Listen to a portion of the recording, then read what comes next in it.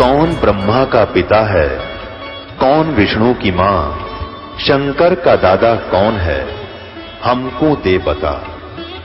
ये जानने के लिए कृपया सुनिए। जगत गुरु तत्वदर्शी संत रामपाल जी महाराज के अमृत वचन सर्व पवित्र धर्मों के पवित्र शास्त्रों के आधार पर। उपनिषदों में कथित महान अस्त्र धनुष लेकर उपासना द्वारा तीक्ष्ण किया हुआ बाण संधान करो और भावनागत चित्त के द्वारा उस बाण को खींचकर अक्षर रूप ब्रह्म को ही लक्ष्य बनाकर वेदन करो। अक्षर ब्रह्म, आगे देखो। और फिर ओम उसका मंत्र है, जीवात्मा बाण है। अब ब्रह्म को लक्ष्य मानो। यहां अक्षर ब्रह्म कह रही है, यहां ब्रह्म को ले छोड़ दिया। फिर देखो आगे, उस एकमात्र परमात्मा को जानो, दूसरी बात छोड़ दी। यही अमृत रूप परमात्मा के पास पहुंचाने वाला पुल है। संसार समुद्र से पार होकर अमृत स्वरूप परमात्मा को प्राप्त करने का सुलभ साधन है। यहां लिख रही है उस हृदय में ही विविध रूपों में प्रकट होने वाला परब्रह्म संचारण करता है, अंतर्यामी रूप से वर्तमान रहता है। और उस आत्मा का ओम के जप के साथ ध्यान करो। इससे ज्ञान अज्ञान में अंधकार से सर्वथा परे संसार समुद्र से पार जो ब्रह्म है उसको पा जाओगे। उस ब्रह्म पहला छोड़ी, यहाँ पर ब्रह्म अक्षर ब्रह्म, और यहाँ कहते हैं ब्रह्म को पा जाओगे, तुम्हारा कल्याण हो। और वह सबका आत्मा ब्रह्मलोक में के दिव्य ब्रह्मलोक रूप दिव्य आकाश में रहता है। अब यानो बिजली पड़ रही थी सारी। अब ये महिमा तो गा रही है देवी उस कि सबका मालिक है, सबसे ऊपर है, सर्वोपरि है, उसी की भक्ति करनी चाहिए। और कदे उसने अक्षर ब्रह्म, कदे उसने पर ब्रह्म, और फिर ने कहा ब्रह्म की पूजा करो, ओम नाम है। आड़े छोड़ दी ला गाड़ी। अब पुण्यात्माओं ये नो विचलित हो गए। वो ज्ञानी आत्मा चल थे भगवान प्राप्ति। उन्होंने जैसा भी इन वेदों को जिसने समझा है, उन वेदों के अनुसार जिसने जैसा भी समझाया ज्ञानियों को, उनको ये पता हो गया कि वह एक भगवान की भक्ति करनी चाहिए, ना तीर्थ व्रत, कोई भी और पूजा नहीं करनी, जैसा भी देवी ने स्वयं बताया। और न ही इन पूजा के विषय में किसी वेद में अन्य उपासना जो हम करते हैं लोक वेद के आधार पर, और न ही गीता जी में कहीं वर्णन नहीं। गीता जी में सिर्फ ये कहा मेरा एक ओम मंत्र है, नथिंग एल्स। और उस परम अक्षर ब्रह्म का है ओम तत्सत। ओम ब्रह्म का है सीधा मंत्र, और तत्सत सांकेतिक है। ये तत् परब्रह्म का, और सत ये परम अक्षर ब्रह्म का मंत्र है। ये दास बताएगा। इस पृथ्वी पर किसी के पास ये मंत्र नहीं है, और इसके बिना मोक्ष नहीं हो सकता। अगर किसी इस दास से ये मंत्र प्राप्त करके कोई दान करने लग जाएगा, वो अधिकारी नहीं है। वो नकली पासपोर्ट बना रहा है, वो फिर वहाँ पकड़े जाएंगे। दोनों, बनाने वाला भी और बनवाने वाला भी, दोनों पिटेंगे भगवान के दरबार में। वो झूठे गुरु हैं जो ऐसा नकली नाम खुद देने लग जाएंगे। अब क्या स्पष्ट हुआ? 7वें अध्याय के 18वें श्लोक में यूं कहा है कि अर्जुन, ये ज्ञानी आत्मा मुझे, 17वें में कहा ज्ञानी आत्मा मुझे पसंद है और ज्ञानियों को मैं, क्योंकि उनको ये ज्ञान हो गया कि भगवान की प्राप्ति के लिए मनुष्य जीवन मिला है। उस परमात्मा एक की भक्ति करने, उसका ओम नाम है, दैट्स ऑल। अब वो उस पूर्ण परमात्मा का मंत्र ओम मान कर लागेगी जाप करना। ओए होए। और फिर क्या हुआ? 7वें अध्याय के 18वें श्लोक में कहा कि ये ज्ञानी आत्मा है तो उदार अच्छी आत्मा है, लेकिन ये मेरे वाली अनुत्तम घटिया गति में आश्रित है। ओहो, अपने आत्मा देखो, इन अनुवादकर्ताओं ने किसा जुल्म कर रखा है। अनुत्तम का अर्थ सर्वश्रेष्ठ लिख रखा है। अरे उत्तम माने बढ़िया, अनुत्तम माने घटिया, अश्रेष्ठ। आप 4ठी कक्षा के बालक ने पूछ ले, वो बता देगा। इनको ज्ञान तो था ही नहीं। इन्होंने ब्रह्म इस कृष्ण जी को सर्वोपरि पावर मान रखी थी, और ये सोच कर अनुवाद कर दिया कि श्री कृष्ण जी अपनी साधना को अनुत्तम क्यों कह रहे हैं। अब बताएंगे, वो श्री कृष्ण जी नहीं बोल रहे थे, उसमें वो काल बोल रहा था। और ब्रह्म की साधना करने वाले भी कैसे जाल में फंसे रहे, जीवन नष्ट कर गए। ये भी अनुत्तम है ये साधना, पूर्ण मोक्षदायक नहीं है। अब पहले ये दिखाते हैं अनुत्तम शब्द की व्याख्या। श्रीमद् भगवत गीता अध्याय नंबर ये 7 ही चल रहा है, अध्याय नंबर 7 का अब श्लोक नंबर 17, 16 और 17, अध्याय 7 16 पढ़ा। ये तो हो गया कि जो मेरी पूजा भी ना करते दुष्कृत कर्म करने वाले 15वां में। 16 में कहा है कि भारतवंशी में श्रेष्ठ अर्जुन, उत्तम कर्म करने वाले अर्थार्थी, आर्त, जिज्ञासी और ज्ञानी, ये 4 प्रकार के भगतजन यानी ब्रह्म की साधना करते मुझको भजते हैं। 17वें में कहा कि उनमें से नित्य मुझ में एक ही भाव से सतित अनन्य भक्ति, प्रेम भाव भक्ति वाला ज्ञानी भक्त मुझे पसंद है और ज्ञानी को मैं पसंद हूँ। अति उत्तम है क्योंकि वह मुझको तत्व से जानने वाला, ज्ञानी को मैं अत्यंत प्रिय हूँ और वह ज्ञानी मुझे प्रिय है, क्योंकि वो कहता है मेरी पूजा करता है इसलिए मुझे प्रिय। 18वें में कमाल कर दिया, उदारा सर्वे एव एते ज्ञानी तु आत्मा एव मे मतम, मेरे विचार में गीता ज्ञानदाता कहता है ये सभी ज्ञानी आत्मा हैं तो उदार नेक है, आस्तित सही युक्त आत्मा माम एव अनुतमाम गतिम, वो सभी अच्छी आत्मा तो हैं लेकिन वो माम एवं मेरे वाली ही अनुतम गति में आश्रित है। युक्तात्मा भली भगवान की भक्ति करने वाली आस्थित है, सही युक्तात्मा माम एवं अनुतमाम गतिम। इन्होंने अनुतम का अर्थ लिख दिया अति उत्तम गति स्वरूप में मुझ में श्रेष्ठ है, अड़ा बैठा दिया, जबकि ये लिखना था। अब इसका अब जो प्रसंग चल रहा है, अब प्रसंग चल रहा है कि गीता ज्ञानदाता किसी और भगवान के बारे में साधना के लिए प्रेरित कर रहा है और अपनी साधना को अन्य ब्रह्मा विष्णु महेश की पूजाओं से अच्छी बताता हुआ फिर भी अपने को अनुत्तम कहता है। अब कैसे कहता है इसका एक एग्जाम्पल देते हैं। एक चुनक नाम के ऋषि थे, उस ज्ञानी आत्मा में विवेक हुआ कि भी भगवान प्राप्ति के लिए मनुष्य शरीर प्राप्त हुआ। वो संतों ऋषियों के पास गया, उन्होंने यही ज्ञान दिया, भाई परमात्मा मोक्ष चाहता है तो केवल एक पूर्ण परमात्मा की भक्ति कर, उसका ओम नाम है। और जैसे ब्रह्मा जी जब कमल के फूल पर प्रकट हुए उस समय इस काल ने आकाशवाणी की ब्रह्म ने कि तप करो। 1000 वर्ष तक ब्रह्मा ने तप किया। तो ब्रह्मा जी ने विष्णु और शिव को बताया, फिर सारे ऋषियों को बताया कि ये आकाशवाणी मैंने सुनी पूर्ण परमात्मा की। वो बोल रहा था काल। और फिर उसके बाद क्या हुआ कि पूर्ण परमेश्वर ने ये 5 वेद श्री इसमें काल भगवान में फीड कर दिए, इसको प्रेरित किया। फिर इसने 4 तो निकाल दिए, 4 वेद तो प्रकट कर दिए जो ब्रह्मा जी को मिले, और 5वां वेद नष्ट कर दिया जो कबीर परमेश्वर ने स्वयं आकर बताना पड़ा, जो कबीर वाणी है, सच्चिदानंद घन की वाणी।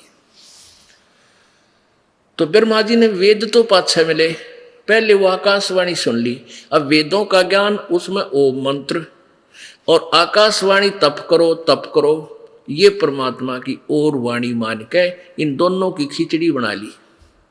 ओम नाम का जाप करें और हठ योग तप करने लगे सारे। ये काल का जाल है, तपस्या करने वाला कभी सफल नहीं हो सकता। इसलिए परमेश्वर कबीर जी ने कहा कि सहज समाज लग बतावे सो सतगुरु मन भावे। सहज समाधि है, काम करते करते भगवान के सिमरण में ध्यान रखे, that is meditation of the saints. ये हमारे भगवान संतों का ध्यान है, ये मेडिटेशन है। हठ योग कर 2-2 घंटे बैठा रहा, ये नहीं, या 20-20 हजार लाख वर्ष बैठ गए, उनने कुछ ना पाया, आखिर में ये घट गए उल्टे सुलटे कर, इनसे नहीं। तो उस टोनक ऋषि ने इसी खिचड़ी ज्ञान के आधार से ओम नाम का जाप शुरू किया, फिर हठ योग करने लग गया, हजारों वर्षों तक तप किया। तो उसमें फिर ये सिद्धि आ गई, ये एटम बम बन जाते हैं, सिद्धि प्राप्त कर लेते हैं ये तपस्वी। फिर एक दूसरे के ऊपर उन तीरों को छोड़ते हैं। जो सबसे अच्छा तीर मार देता है, किसी का हानि गणी पहुंचा देता, वो फिर प्रसिद्ध हो जाता, दुनिया उसका पीछे लग जाती है, वो प्रभु पाक जाता, मैं ऋषि बन जाता है। वो तरह का जो अब चुणक ऋषि के पास सिद्धि गणी होगी। एक मानधाता चक्रवर्ती राजा था, उसने अपना घोड़ा छोड़ रखा था, इसने जो पकड़ लेगा उससे वो मेरे से युद्ध करे। अब क्योंकि समय का अभाव शॉर्टकट में बताया गया था, तो उस ऋषि ने कहा उन सैनिकों से, जो घोड़ा घूम रहा था खाली, सैनिकों से सैनिक भी 7 हजारों की संख्या में, सैनिकों से पूछा भाई घोड़ा क्यों नहीं, इस पे बैठते क्यों नहीं? तो उन्होंने सारी कहानी बताई कि राजा मानधाता चक्रवर्ती का राजा है, घोड़ा है, इसको कोई नहीं बैठ सकता, इसने जो पकड़ देगा उसको राजा के साथ युद्ध करना पड़ेगा। और हम सारी पृथ्वी पर घूमे, किसी ने नहीं पकड़ा। अब राजा, उस ऋषि ने सोची राजा को तो अभिमान हो गया, इसको सीधा करना चाहिए।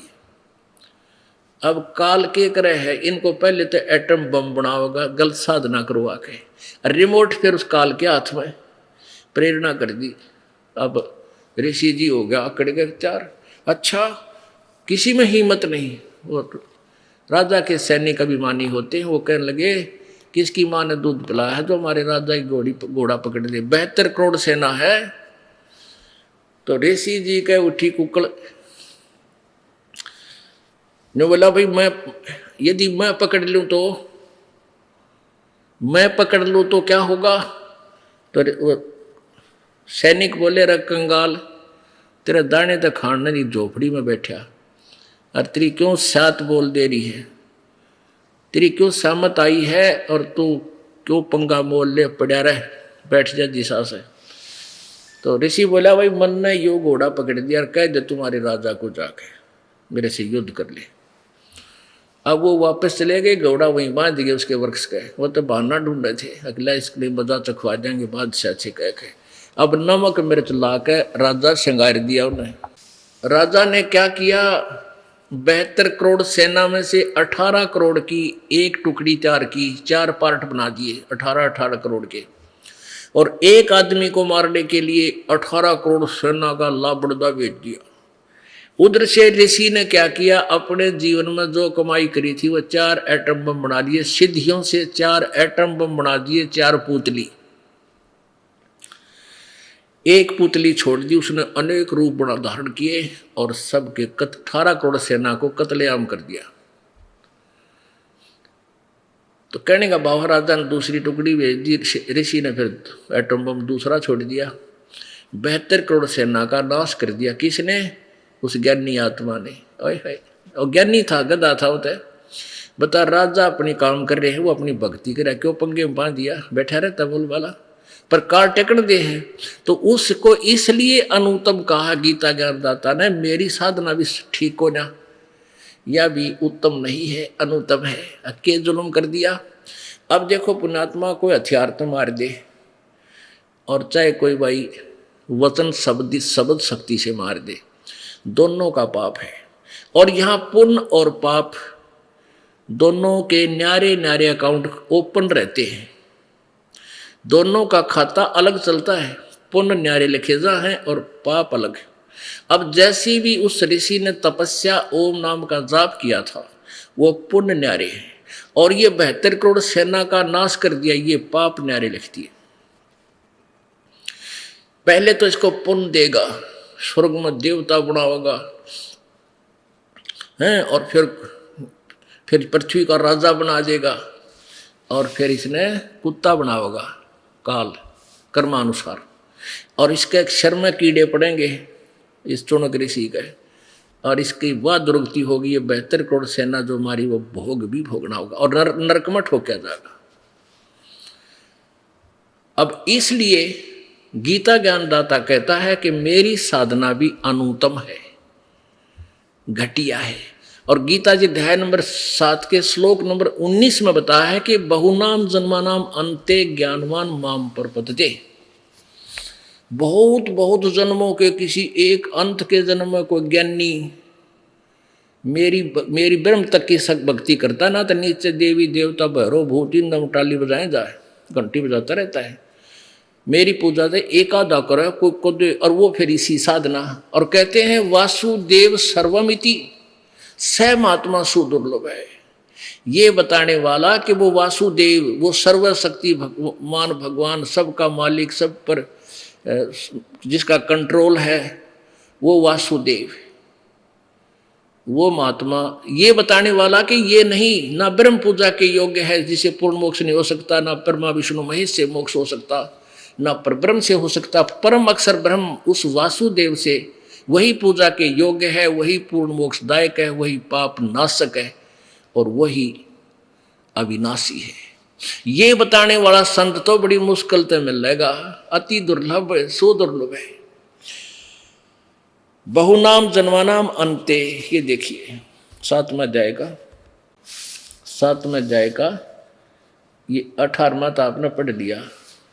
इन्हें अनुत्तम का अर्थ अति उत्तम कर रखे है। थरा गजब हुई, बालक भी बताया दे, इस गलती ने था, 4ठी कक्षा का बच्चा। 19 में क्या लिखा है, बहुनाम जन्मानाम अंते ज्ञानवान माम परपदते। ओह, बहुत बहुत जन्मों के अंत के जन्म में कोई ज्ञानी, एक आधा ज्ञानी मुझे मेरी भक्ति करता है। और वासुदेव सर्वम इति स महात्मा सुदुर्लभ है। ये बताने वाला कि ये कोई पूजा के योग नहीं, ना ब्रह्म ना परब्रह्म ना ब्रह्मा विष्णु महेश, वो वासुदेव सर्व परम अक्षर ब्रह्म ही पूजा के योग्य है। सर्वम यानी सब कुछ वही है, वासुदेव है सर्वम इति, बस यही, यह बताने वाला स महात्मा सुदुर्लभ, वो संत तो बड़ी मुश्किल से मिलेगा। इन्होंने अनुवाद गलत किया है। बहुत जन्मों के अंत में जन्म में तत्व ज्ञान को प्राप्त पुरुष सब कुछ वासुदेव ही इस प्रकार मुझको भजता है, वह महात्मा अत्यंत दुर्लभ है। नहीं, ये इन उठ पटांग करना ही था, जबकि मैं ज्ञान कह था ही नहीं। अपने आत्मा, ये कोई कृपा है भगवान की। ये बहुत बड़ा सिलेबस है, बहुत बड़ा पाठ्यक्रम है सदग्रंथों का। कारण क्या है, वैसे तो सिंपल सा था, परमात्मा ने 4 बात कह रखी है, भाई ये नाम जाप करो, ये मर्यादा रखो, और सब पूजा त्याग दो। अगर इतनी बात को ही मान ले तो ही काफ़ी है, लेकिन ये मानना क्यों करे। ये सब सिलेबस पूरा हो जाएगा जब आपके हृदय में सच्ची बात दसेगी कि कबीर जी जो कहा करते वह सत्य थी। अपने आत्माओं, दिल तय करे है कि सवेरे तक लगा रहूं और आपको ज्ञान देता रहूं। क्योंकि पहले क्या करते थे, फिल्म देखा करते और VCR ले आया करते किराए पर, वो 100 रुपये एक नाइट के लिया करते, और 3 फिल्म ले आते 3-3 घंटे की, कहा सारी ये देखेंगे 100 रुपये पूरे कर लेंगे। ये हमारी अपनी वह सोच थी। और ला के शाम 6 बजे और बैठ जाते, बुनवाए जाते, 4 पिए जाते, सारी रात काट देते, सुबह हो जाता और सुबह अपने काम पर जाते। और अब पुण्यात्मा, ये अमृत ज्ञान वर्ष है, इसमें घंटा 2 घंटे 3 घंटे आपने न्यू बिना बेरा पट्टेगा गए कित, क्योंकि ये खुराक है आत्मा की और वह मन की खुराक है। एक फिल्म ने एक बार देख ले, दूसरा ना देख सकता है, मन कहना और लाओ, ये तो मन राजा है। और इस ज्ञान को 1,00,000 बार सुन लेना, आत्मा ज्यों की तो प्यासी रहेगी, क्योंकि स्वस्थ आत्मा को बार बार भूख लगती है प्रभु की इस अमरवाणी की, इस ज्ञान की। अब यहाँ प्रसंग चल रहा है पुण्यात्मा, देखो ये सर्दी का मौसम और रजाई आप के पास रखी है, ना गर्मी है ना सर्दी है, ये बसंत का मौसम। अब पुण्यात्माओं, जैसे कोई सफर में आते हैं वक्त अपने काम वश, चल यहाँ तो आते हैं, उनको तो पुण्य मिलता है उस दुख का। जैसे अपने कोई कार्यवश पेट के लिए कोई जाता है कहीं धंधा करने के लिए और ट्रेन में चढ़ जाता है, एक पैर पे खड़ा हो जाता है, इतनी भीड़ होती है, और 12-12 घंटे कदे उस पैर न रख ले, कदे उसे न ठा ले, और कति की तो चस्कन ने भी जगह कोई ना, कि तब पेशाब करें उसमें वह भी जगह कोई नहीं, और वो भी टाइम पास करते हैं। वो तो हमारा एक मजबूरी, और यहाँ परमात्मा की दया है, खा के देसी घी का माल और बैठ के भगवान की वाणी सुनो खातिर बता, बिछे बिछाए मैट, इतना तो बटेऊ की भी ना वो जो सेवा हो जितनी आपकी प्यारी आत्माओं की परमात्मा हम दासों से करवाते हैं, क्योंकि आप इतने प्रिय हो प्रभु को। और फिर ये अमृत सुनाने लग रहे ज्ञान जो ब्रह्मा विष्णु महेश देवताओं को भी ना पता था, आप कितनी पुण्यात्मा हो, इसका कोई पैमाना हम लगा नहीं सकते, कितनी अच्छी आत्मा हो। और जो लेट आवेंगे उतनी पछतावेंगे, देख लेना आप। आज तो वो बने बैठे हैं डी पाक रहे हैं, अब ना हमारे गुरु जी से ही बताओ। और जब ये चांदना होगा ना तत्व ज्ञान का, ये सूर्य उदय होगा, जब दिखेगा तो तेरा गजब मर गया भाई। यानी 30-30 साल उम्र खो दी जिन बोली आत्माओं ने, नकली संतों के पास अब आ रहे हैं और रो रहे हैं बुरी तरह, हे भगवान क्या बनता हमारे इस जीवन का। परमात्मा कबीर जी कहते हैं, तारा मंडल बैठ कर ये चांद बड़ाई खावे, उदय हुआ जब सूरज का ये स्यों तारों छुप जावे। ये नकली ज्ञान, नकली भगवान, इस परमात्मा के यथार्थ ज्ञान का, तत्व ज्ञान का जब सूर्य उदय होगा, ये कितने दिखे भी को नहीं, अपने अच्छे भी ना लगे। तो ये उदय हो रहा है, अब सूर्य उदय हो रहा है ना, तो अभी प्रकाश थोड़ा होता है, और जब ये शिखर में आ जाएगा फिर देखना है क्या बात कही, पूरा विश्व में रोशनी होगी। अब परमात्मा कबीर जी 600 वर्ष पहले यही बताया करते थे, पर कौन समझ में आई, क्यों नहीं आई? क्योंकि नकली गुरुओं ने ये बात आड़े अड़ा दी कि कबीर जी अशिक्षित है, संस्कृत भाषा नहीं जानता, ये वेदों गीता और पुराणों के बारे में नहीं जानता, ये झूठ बोल रहा है, ये ब्रह्मा विष्णु महेश के माता पिता बता रहा है, ये दुलाहा, ये धोखेबाज व्यक्ति है, इसकी बातें मत मानो। और 600 वर्ष पहले उस परमेश्वर ने यही वेदों और गीता का ज्ञान दिया था। क्या बताया था? धर्मदास ये जग बोराना, कोई न जाने पद निर्वाणा। ओहो, निर्वाण पद यानी पूर्ण मोक्ष मार्ग की पद्धति, पूर्ण मोक्ष मार्ग, पद निर्वाण माने पूर्ण मोक्ष मार्ग, पूर्ण मोक्ष की पद्धति यानी वे ऑफ वर्शिप, पूजा की विधि से कोई परिचित नहीं है। इसलिए मैंने तुझे सृष्टि रचना सुनाई है। अब कल आपको सृष्टि रचना सुनाएंगे, उसी के आंशिक कोड वर्डों में गद्य भाग पद्य भाग सुना रहे हैं परमात्मा की वाणी का। ये वह सच्चिदानंद घन की वाणी है जो गीता जी अध्याय नंबर 4 के श्लोक नंबर 32 में कहा है, ब्रह्मणे मुखे, जो सच्चिदानंद घन की वाणी से मैं लिखा हुआ है। वहां पर अनुवादकर्ताओं ने गलत किया है। गीता जी अध्याय नंबर 4 के श्लोक 32 के में ब्रह्मणे का अर्थ वेद कर दिया इन्होंने, नहीं। गीता जी अध्याय नंबर 17 के श्लोक नंबर 23 में ब्रह्मणे का अर्थ उन्होंने ही लिखा है सच्चिदानंद घन ब्रह्म, यानी गीता ज्ञानदाता से कोई और सर्वशक्तिमान। तो यहाँ ब्रह्मणे का अर्थ भी हमने वही करना पड़ेगा। ये सच्चिदानंद घन की वाणी ये दास बता रहा है, जो परमेश्वर ने स्वयं आकर के बोला था। धर्मदास ये जग बोराना, कोई न जाने पद निर्वाणा। यही कारण मैं कथा पसारा, जग से कहिए वो राम न्यारा।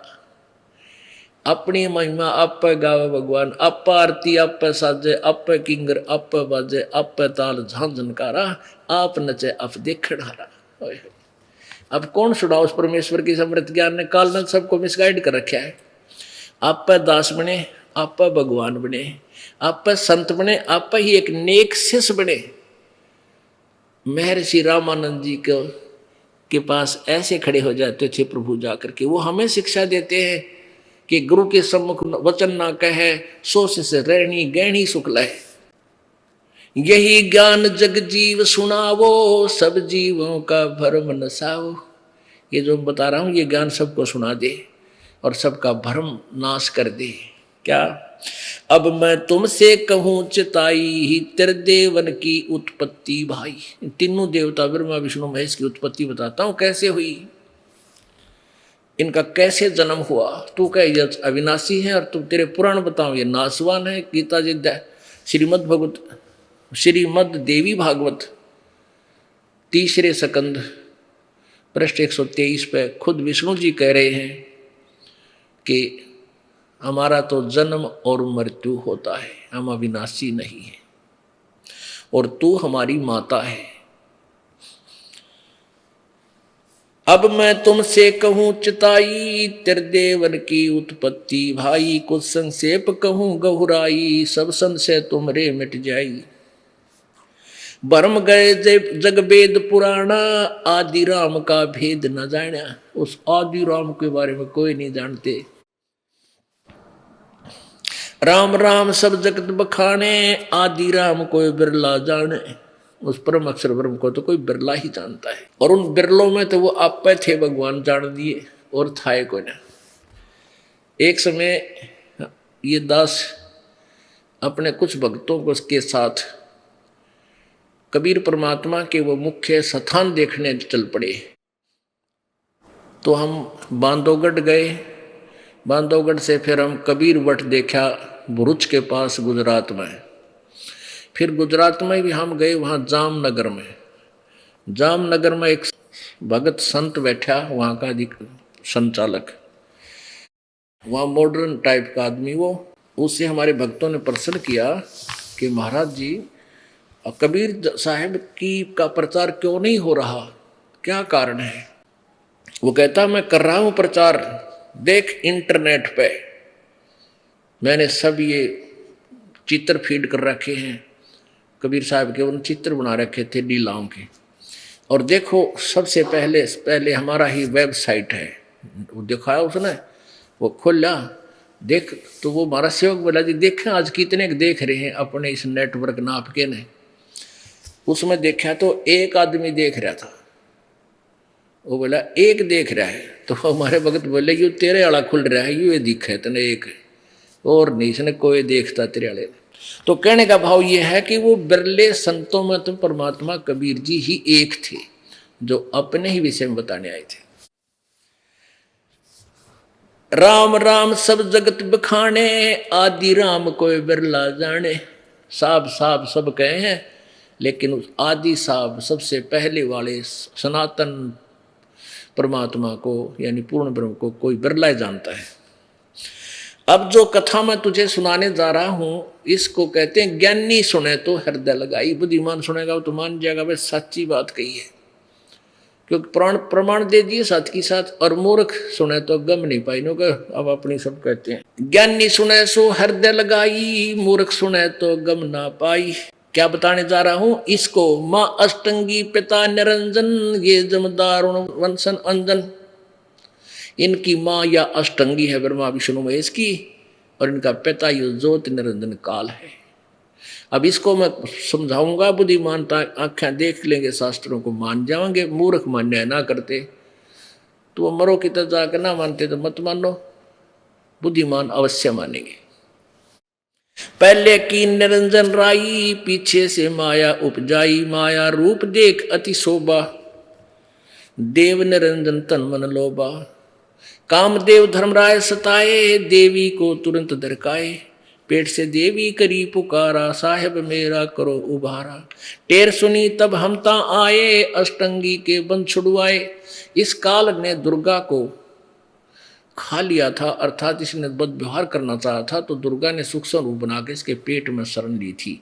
तो परमेश्वर कबीर जी वहाँ जोगजीत रूप धारण करके गए थे अपने पुत्र का, और इसके पेट से दुर्गा को निकालकर इनको 21 ब्रह्मांड समेत वहाँ सतलोक से नीचे ढा दिया था, फेंक दिया था, भगा दिया था। और उस दिन के बाद इसका नाम काल हुआ। 1 लाख मानव श्रीधारी प्राणी खाने का इसको श्राप लग गया, 1.25 लाख उत्पन्न करने का इसको ये श्राप लगा। पेट से देवी करी पुकारा, साहेब मेरा करो उबारा। टेर सुनी तब हमता आए, अष्टंगी का बंध छुड़वाए। सतलोक में कीन्हा दुराचारी, काल निरंजन दीन्हा निकारी। माया समेत दिया भगाई, 16 शंख कोस दूरी पर आई। 16 शंख कोस सतलोक से ही आ गए, 21 ब्रह्मांड इसके यहाँ चक्कर लगाने लगे।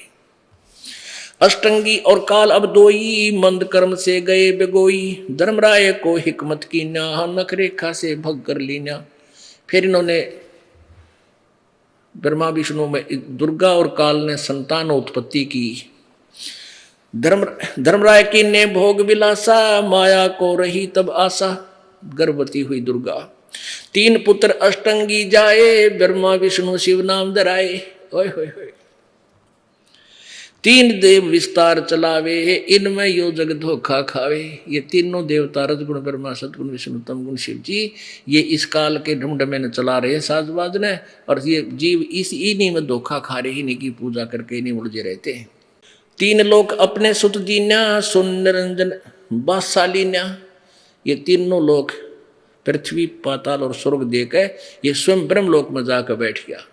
ये यहीं अपने घूमते रहते हैं। 3 लोग अपने पुत्रों को दीन्या, सुत मन पुत्र को। 3 लोग अपने सुत दीन्या, सुन निरंजन बादशालिन्या। अलख निरंजन सुन ठिकाना, ब्रह्मा विष्णु शिव भेद न जाना। ब्रह्मा विष्णु महेश को भी ब्रह्म के बारे में जानकारी नहीं है, अपने पिता के विषय में वो नहीं जानते, कौन है, कैसा है, कहाँ है, क्योंकि इनसे भी छुप कर रहता है, क्योंकि इसको 1 लाख मनुष्य शरीरधारी प्राणी खाने पड़ते हैं। और जब ब्रह्मा विष्णु प्रत्यक्ष देखने कद्दे भी ना करें इस काम में, हाथ खड़ा करते हैं, रोज ऐसा जुल्म। 3 देव सो उसको झावे, निर्जन का वो पार न पावे। ये तीनों देवता भी ध्यान लगाकर परमात्मा प्राप्ति करना चाहे हैं, और जो साधना वेदों वर्णित है उससे परमात्मा प्राप्ति नहीं हो सकती। इसलिए इन्होंने आखिर में कह दिया भगवान निराकार है। अलख निरंजन बड़ा बटपारा, 3 लोग जीव करे आहारा।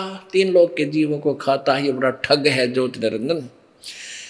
ब्रह्मा विष्णु शिव नहीं बचाए, सकल खाए पुनः धूल उड़ाए। ब्रह्मा विष्णु महेश को भी खाएगा। हो एक ब्रह्मा की मृत्यु होगी। एक ब्रह्मा की मृत्यु कितने जन्म होगी? 100 वर्ष है इसके। 1 वर्ष कितना है? 1008 चतुर्युग का दिन और इतनी रात्रि। 1008 चतुर्युग, एक चतुर्युग में 43,20,000 वर्ष। ओए होए होए। और 1000 वर्ष का हम सब मानते हैं इसको, 1000 वर्ष की 1000 चतुर्युग का दिन, इतनी रात्रि, 30 दिन रात का महीना, और 12 महीने का 1 वर्ष ब्रह्मा जी का। 100 वर्ष की आयु, 51वां वर्ष ब्रह्मा का चल रहा है। 49 भी पूरे होंगे, ब्रह्मा जी मरेगा। फिर 7 ब्रह्मा मरेंगे। 7 ब्रह्मा की मृत्यु के बाद फिर ऐसे एक विष्णु मरेगा। 7 विष्णु की मृत्यु के बाद एक शिव की मृत्यु होगी, और 70,000 ये शिव मर जाएंगे, तो ब्रह्मलोक में रहने वाले काल की मृत्यु होगी। फिर एक ब्रह्मांड का विनाश होगा। ये सभी प्राणी दूसरे इसके ब्रह्मांड में चले जाएंगे। दुर्गा का भी ऐसे नाश होगा। फिर ये दोनों युवा रूप में प्रभु कृपा, कबीर जी की कृपा से, उनके वरदान के आधार से ये दोनों युवा रूप में फिर प्रकट होंगे। फिर ये ऐसे भोग विलास करके फिर पुत्र 3 तैयार करेंगे। फिर उनसे इसका अगले ब्रह्मांड में ये ढमढमा फिर शुरू होगा। तो यहाँ क्या कहता है कि अलख निरंजन बड़ा बटपारा, 3 लोग जीव करे आहारा।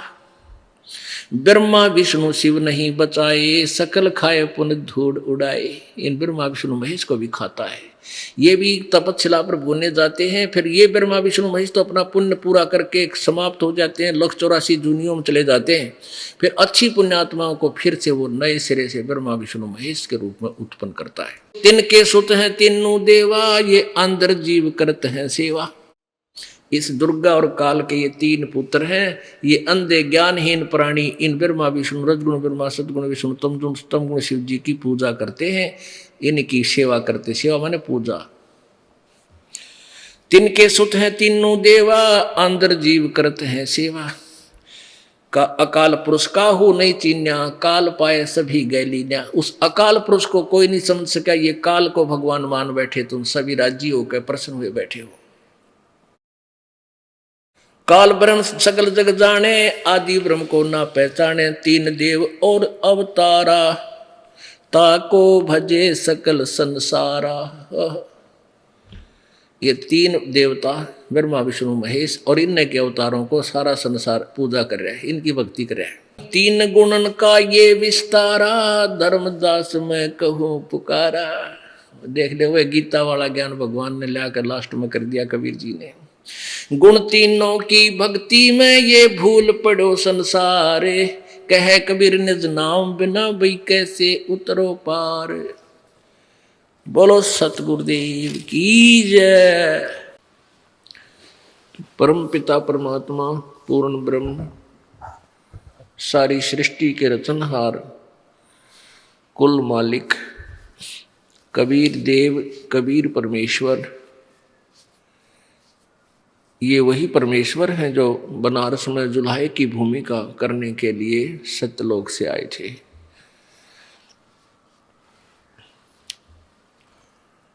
और उस दौरान परमेश्वर स्वयं ही तत्वदर्शी संत की भूमिका की और स्वयं ही वे एक दास की भूमिका की। उन्होंने स्वयं ही दास बने, स्वयं ही एक तत्वदर्शी संत बने और स्वयं ही एक योग्य शिष्य की भूमिका की। और परमेश्वर ने हमारे लिए एक उदाहरण छोड़ा कि परमात्मा पाने के लिए जो तुम साधनाएं कर रहे हो, कोई वन में चला जाता है, कोई तप करता है, कोई एक टांग पे खड़ा होकर तप रहा है, कोई उपवास रखता है, कोई ये सोच रहा है कि हम शादी ना करा के ब्रह्मचारी रहकर ही परमात्मा प्राप्ति होती है। इन सभी भ्रमणाओं का विनाश करने के लिए परमात्मा ने एक लीला की थी। एक मनुष्य जैसा जीवन व्यतीत किया। स्वयं ही उन्होंने अपना काम करके, जैसे कपड़ा बुनने का कार्य करके अपना निर्वाह किया। हमारे लिए किया, हमारे को ये दिखाने के लिए किया कि मैं बहुत निर्धन व्यक्ति हूँ और फिर भी परमात्मा पाऊंगा, क्योंकि मैं साधना वो कर रहा हूँ जो हमारे सदग्रंथों में वर्णित है। और आप जी कर रहे हो शास्त्रों के विरुद्ध। गीता जी अध्याय नंबर 16 के श्लोक 23 में कहा कि जो शास्त्र विधि को त्याग कर मनमाना आचरण करते हैं। मनमाना का अर्थ होता है अपनी मनमुखी मंत्र बना लिए, मनमुखी अपना जाप करने लगे। कोई व्रत कर रहा है, कोई सोमवार का, कोई मंगलवार का, कोई ऐसे शनिवार का, कोई एकादशी का, तो ये व्रत कहीं भी किसी सदग्रंथ में वर्णित नहीं है। ये मनमुखी साधना है। एक गीता जी अध्याय नंबर 8 के श्लोक नंबर 13 में गीता ज्ञानदाता ब्रह्म कह रहा है कि मेरा एक ओम अक्षर है, उच्चारण करके जाप करने का, नथिंग एल्स, और कुछ नहीं, कोई जाप नहीं, कोई मंत्र नहीं। इसके अतिरिक्त कोई भी मंत्र संत देता है वो शास्त्र विधि को त्याग के मनमाना आचरण है, जिससे कोई लाभ नहीं हो पा रहा, हो ही नहीं सकता। आम को बीजने के लिए, आम की प्राप्ति के लिए आम का ही बीज बीजना पड़ेगा और अन्य बीज देने से आम का पेड़ नहीं लगेगा, नहीं उगेगा।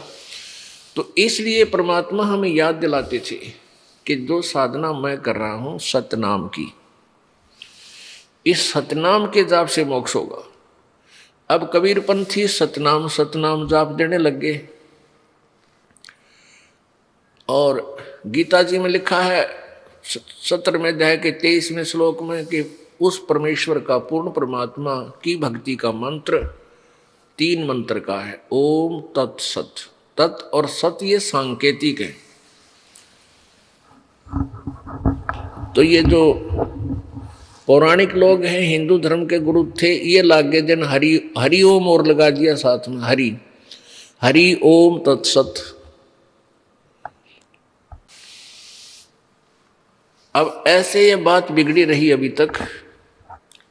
मानव समाज परमात्मा से लाभ प्राप्त नहीं कर सका, निर्धन हो गए, बीमारियों ने घेर लिया। परमात्मा के विधान में लिखा है कि यदि प्रभु की सत साधना की जाए, सतमन शास्त्र अनुकूल, तो परमेश्वर हमारे सब रोगों का नाश कर देता है। ये अपने वेद भी गवाही देते हैं। और परमात्मा से परिचित संत भी गवाही देते हैं, हरदम खोज हनोज हाजिर, त्रिवेणी के तीर है, दास गरीब तबीब सतगुरु, वो बंदी छोड़ कबीर है।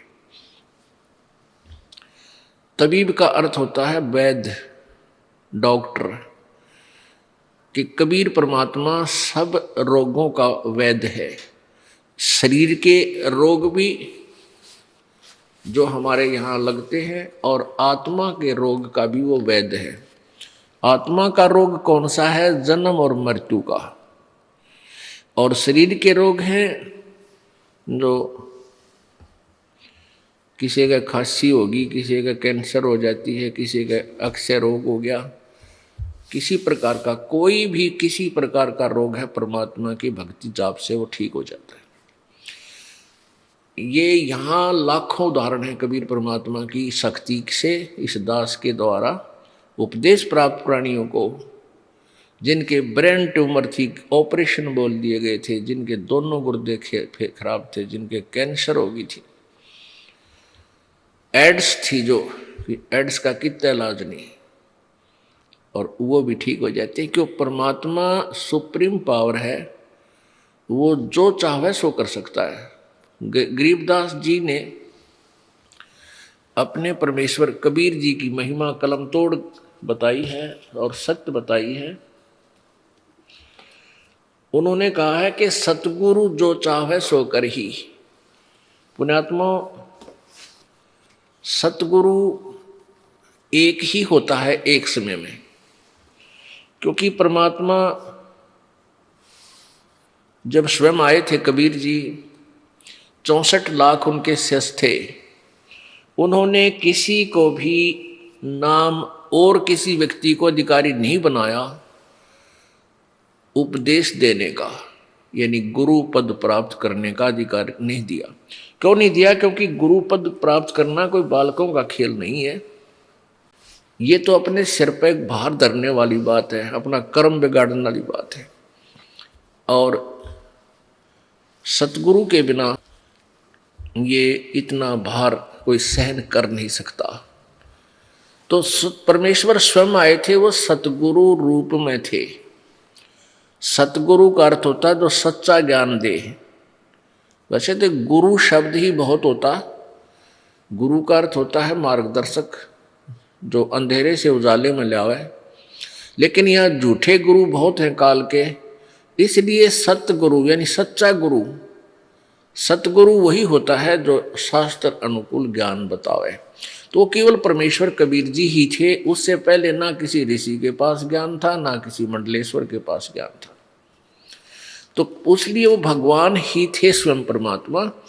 तो सतगुरु खुद परमात्मा ही होते हैं, और या फिर अपना विशेष कृपा पात्र प्रतिनिधि वो भेजते हैं, तो वो सतगुरु होता है।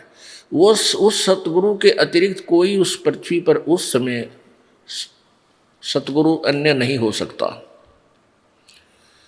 तो वो सतगुरु परमात्मा कबीर जी आए थे, तो उन्होंने गरीबदास जी ने कहा कि सतगुरु जो चाहे सो कर ही, कबीर परमात्मा, क्योंकि उनके सतगुरु वही थे। सतगुरु जो चाहे सो कर ही, 14 कोट दूत जम डर ही, ऊत भूत जम त्रास निवारे, और चित्रगुप्त के कागज पाड़े। कर्म के जो पाप हैं, प्रारब्ध कर्म है, उन्हें कहते चित्रगुप्त, यानी धर्मराज ने जो लिख रखी है तुम्हारे प्रारब्ध में आपका संकट, उसको काट देगा परमात्मा, उन कागजों को खत्म कर देगा। आपको प्रमाण देते हैं कि परमात्मा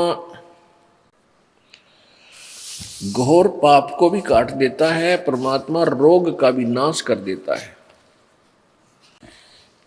और परमात्मा मरे हुए प्राणी को भी धर्मराज के लोक से छुड़वा सकता है।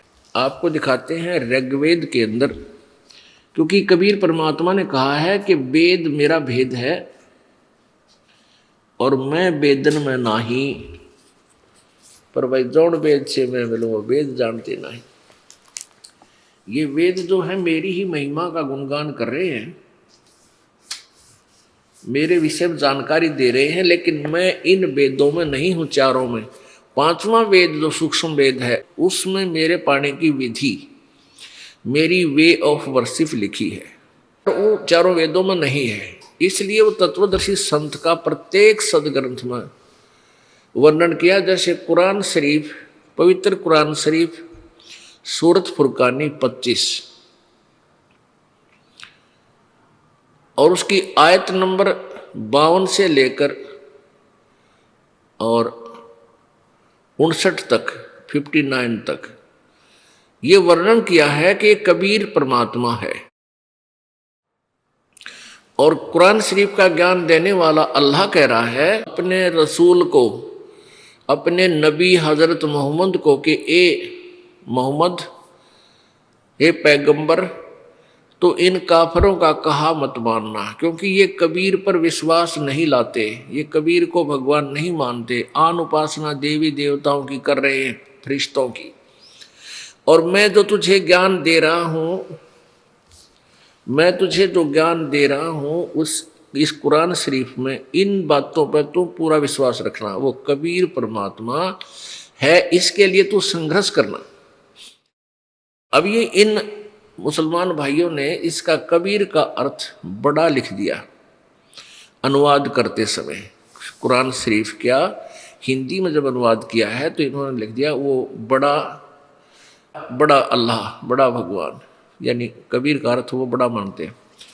अब कोई शब्द है, किसी का भी नाम है भगत का, वो उसका अर्थ तो बनेगा ही बनेगा कुछ ना कुछ, लेकिन वो नाम भी है उस व्यक्ति विशेष का। तो उसमें ये लिखा कि ये वही परमात्मा है जिसने 6 दिन में सृष्टि रची, 7वें दिन तख्त पर जा बैठा, विराजमान हो गया। और ये परमात्मा सब गुनाहों को माफ कर सकता है, यानी सब पापों का नाश कर सकता है, अपराधों का। उसकी खबर किसी बाखबर से पूछ देखो, बाखबर, वेल नोन, यानी तत्वदर्शी संत से पूछो। तो इससे सिद्ध है कि पवित्र कुरान शरीफ का ज्ञान भी कंप्लीट नहीं है, पूर्ण नहीं है। इसलिए पूरा मुसलमान धर्म भी उस पूर्ण परमात्मा के पूर्ण मोक्ष मार्ग से वंचित है। क्योंकि इसलिए तो अल्लाह ने जो जिसको मुसलमान धर्म अल्लाह मानता है, मुसलमान भाई, और हजरत मोहम्मद जी जिसको अपना अल्लाह मानते थे, जो कुरान शरीफ का ज्ञान दे रहा है, वो कहता है वो परमात्मा और है, और उसकी खबर किसी बाखबर से पूछ देखो। यानी गीता, कुरान शरीफ का ज्ञानदाता भी उस परमेश्वर के बारे में परिचित नहीं है। ऐसे ही पवित्र श्रीमद् भगवत गीता जी में लिखा है 4th अध्याय के 34वें श्लोक में कि उस तत्व ज्ञान को, उस पूर्ण परमात्मा के बारे में जो जानकारी दी गई है उस तत्व ज्ञान में, उस तत्व ज्ञान को किसी तत्वदर्शी संतों के पास जाकर पूछ, समझ, उनको दंडवत प्रणाम करने से, प्यार कपट छोड़कर प्रसन्न करने से वो तत्वदर्शी संत तुझे तत्व ज्ञान का उपदेश करेंगे। पवित्र यजुर्वेद अध्याय नंबर 40 के श्लोक नंबर 10 से 12 तक 2 बार प्रमाण दिया है कि जो कोई तो परमात्मा उस पूर्ण ब्रह्म को, क्योंकि वेदों का ज्ञान ब्रह्म बोल रहा है, ये काल बोल रहा है, जैसे गीता जी बोला उसी ने, और वो कह रहा है कि उस परमात्मा के विषय में, पूर्ण भगवान के विषय में कोई तो जन्म लेने वाला, यानी साकार में मनुष्य की तरह, जैसे राम कृष्ण आदि का को भगवान मानते थे, माँ से जन्म लिया। कोई कहता है कि नहीं, वो जन्म ही नहीं लेता, वो तो कभी प्रकट ही नहीं होता। कहते इसका विशेष ज्ञान, सही ज्ञान, यथार्थ ज्ञान तत्वदर्शी संत बताते हैं, उनसे पूछो। तो इससे भी सिद्ध हो गया कि वेद ज्ञान कंप्लीट नहीं है, लेकिन ये नहीं कह सकते कि वेदों का ज्ञान गलत है। जैसे एक सिलेबस होता है, मैट्रिक 10वीं तक का जो सिलेबस है, पाठ्यक्रम है, वो जो ज्ञान है वो अपने सतर का है, वो कंप्लीट नहीं है, MA और PhD का नहीं है, उससे फिर आगे टीचर अलग होते। तो ऐसे ही परमात्मा कहते हैं कि वेद मेरा भेद है, पर मैं ना वेदन के माही, और जौन वेद से, उस तत्व ज्ञान से मैं मिलूं, ये वेद जानते नहीं, इन चारों वेदों में वो मार्ग नहीं।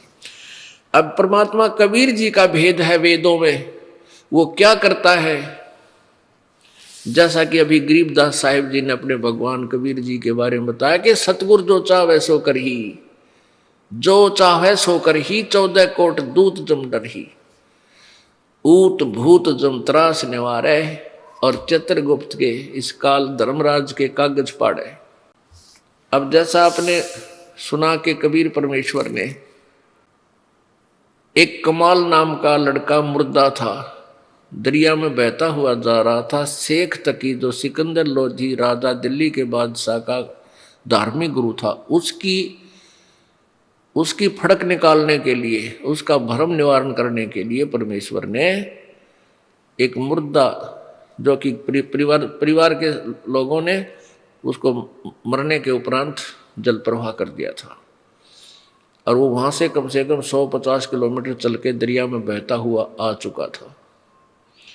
उसको जीवित किया, धर्मराज के दरबार से छुड़वा लाए वो परमात्मा। ऐसे ही एक शेख तकी जो धार्मिक पीर था सिकंदर लोधी राजा का, उसने आखिर में ये शर्त रख दी कि मैं कबीर को अल्लाह जब मानूंगा, तब मानूंगा जब ये मेरी लड़की को जीवित कर दे जो कब्र में दबा रखी है। मृत्यु हो चुकी थी 12-13 वर्ष की कन्या की, और वो एक कब्र में दबा रखी थी। महीना सारा हो गया था, महीना 20 दिन हो गए थे। तब परमेश्वर ने कई हजार व्यक्तियों के सामने, राजा सिकंदर लोधी के सामने और पीर के सामने वो कब्र फड़वा के और कहा था, हे जीवात्मा जहाँ भी है, कबीर हुक्म से वापस आ, इस शरीर में प्रवेश कर बेटी बाहर आ। तुरंत ही वो लड़की जीवित होकर के परमात्मा के चरणों में दंडवत प्रणाम किया। बोलो सतगुरुदेव जय। तो ये तो परमात्मा की लीला प्रत्यक्ष हमने सुनी और देखी है। अब वेद गवाही दे रहे हैं इसकी। अब देखिएगा ये ऋग्वेद, ये ऋग्वेद द्वितीय भाग बासाबासी, इसका अनुवाद करता कौन है, ये कहाँ से प्राप्त छपया है, प्रिंटेड है।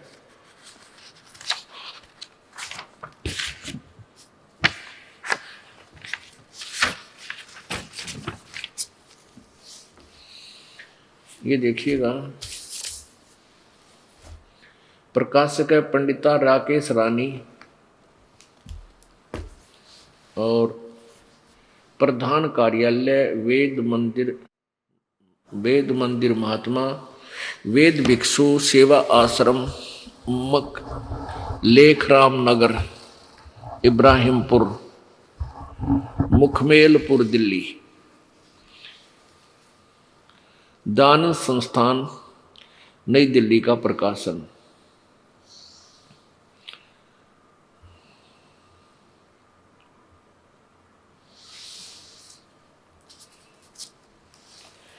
अब इसमें आपको दिखाते हैं ऋग्वेद मंडल नंबर 161 यानी 161, ऋग्वेद मंडल नंबर 10 सूक्त नंबर 161 और मंत्र नंबर 2।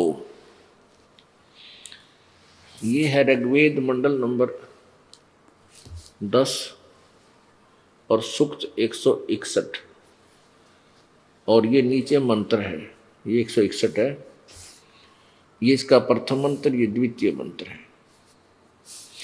इसमें क्या लिखा कि यदि रोगी की शक्ति, यदि किसी रोगी की जीवन शक्ति समाप्त हो, यदि वह सीमा से भी पार हो गया है, यदि वह मृत्यु के सन्निकट चला गया है, तो भी उसे मैं भारी कष्टप्रद रोग के पंजे से मुक्त कराऊं तथा उसे 100 वर्ष यानी 100 वर्ष के जीवन हेतु बल संपन्न करूं।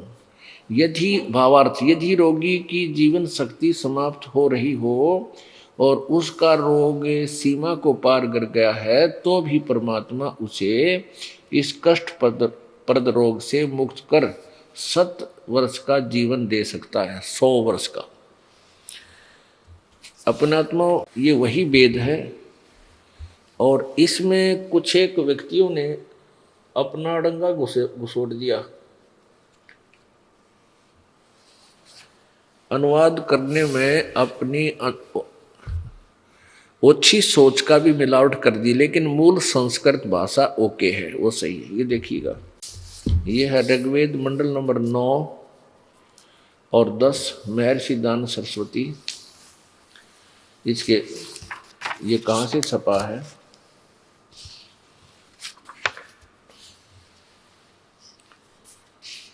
सार्वदेशिक प्रकाशक है, सार्वदेशिक आर्य प्रतिनिधि सभा, महर्षि दान भवन, रामलीला मैदान, नई दिल्ली से, नई दिल्ली 2।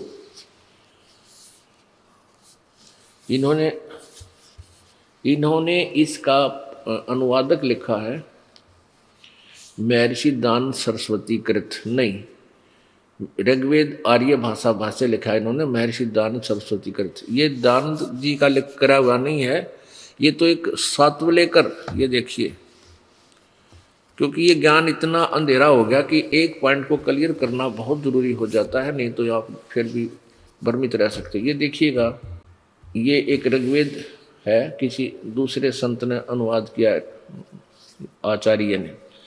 इसने स्पष्ट किया कि भाष्यकार अनुवादकर्ता कौन कौन है। महर्षि दान सरस्वती ने केवल मंडल 1 से 6 तक किया है, किसका? ऋग्वेद का। और 7 से 10 अनुवाद करता है श्रीपाद दामोदर सातवलेकर, इसने किया है। तो इन्होंने इसके गलत लिखा है, झूठा लिखा है इन आर्य समाज वालों ने कि दयानंद जी ने इसका अनुवाद किया है। ये कहाँ से छपा है?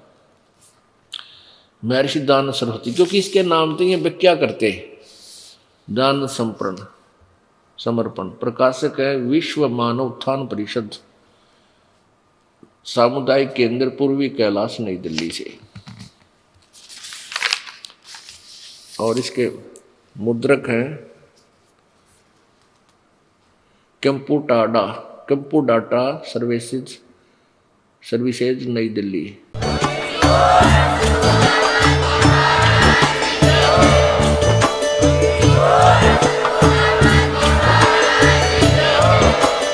आप सुन रहे थे जगत गुरु तत्वदर्शी संत रामपाल जी महाराज जी के मंगल प्रवचन। अधिक जानकारी के लिए विजिट कीजिए हमारी वेबसाइट www.jagatgururampalji.org। संत रामपाल जी महाराज जी के शुभ आशीर्वाद से पूरे विश्व भर में 500 से भी ज्यादा नाम दीक्षा केंद्र हैं, जिन पर संत रामपाल जी महाराज जी द्वारा ऑनलाइन निशुल्क नाम दीक्षा दी जा रही है। अपने नजदीकी नाम दीक्षा केंद्र का पता करने के लिए संपर्क करें 8222880541।